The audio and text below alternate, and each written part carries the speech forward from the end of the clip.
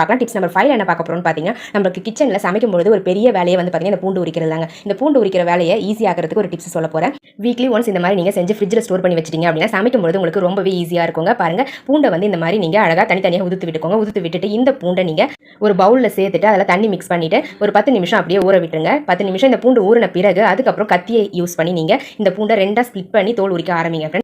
இந்த மாதிரி நம்ம தோல் உரிக்கும்போது ஈஸியாக வந்து உங்களுக்கு தோல் வந்து ரிமூவ் ஆகி வந்துடும். நம்ம நார்மலாக பூண்டு உரிச்சோம் அப்படின்னா அதிகமாக உரிக்கும்போது நகக்கண்ணில் வந்து பார்த்தீங்கன்னா எரிச்சல் ஏற்படும். அந்த மாதிரி நகங்களில் எரிச்சல் ஏற்படாமல் இருக்கிறதுக்கு இந்த டிப்ஸ் வந்து ரொம்பவே யூஸ்ஃபுல்லாக இருக்கும். இந்த டிப்ஸை பயன்படுத்தி நீங்கள் எவ்வளோ பூண்டு வேணாலும் உரிச்சு வச்சுக்கலாம். ரொம்பவே ஈஸியாகவும் இருக்குங்க. பாருங்க, நம்ம வாழைப்பழத்தோல் உரிக்கிற மாதிரி அவ்வளோ ஈஸியாக இருக்கும் உரிக்கிறதுக்கு. ஸோ ஜஸ்ட் ஒரு 10 நிமிஷம் தண்ணியில் டிப் பண்ணி வச்சுட்டு கத்தியை யூஸ் பண்ணி இந்த மாதிரி 2 ஸ்ப்ளிட் பண்ணிட்டு அதுக்கப்புறம் உரிச்சு பாருங்க ஃப்ரெண்ட்ஸ், எவ்வளோ ஈஸியாக இருக்குன்னு சொல்லிட்டு வந்து உரிச்சிருங்க. உரிச்சிட்டு அதுக்கப்புறம் ஒரு பிளாஸ்டிக் கண்டெய்னர்லையோ இல்லை சில்வர் பாக்ஸ்லையோ நீங்கள் போட்டு ஃப்ரிட்ஜில் ஸ்டோர் பண்ணி வச்சிருங்க. க்ளோஸ் பண்ணி தான் ஸ்டோர் பண்ணி வைக்கணும். ஸோ அப்போ தான் வந்து பூண்டுடைய ஸ்மெல் வந்து ஃப்ரிட்ஜில் வைக்கக்கூடிய மற்ற பொருட்களில் வீசாமல் இருக்கும். தேவைப்படுறவங்க ட்ரை பண்ணி பாருங்க. ட்ரை பண்ணி பார்த்துட்டு ரிசல்ட் எப்படி இருந்தது அப்படின்றத மறக்காம கமெண்ட் செக்ஷன்ல கமெண்ட் பண்ணுங்க.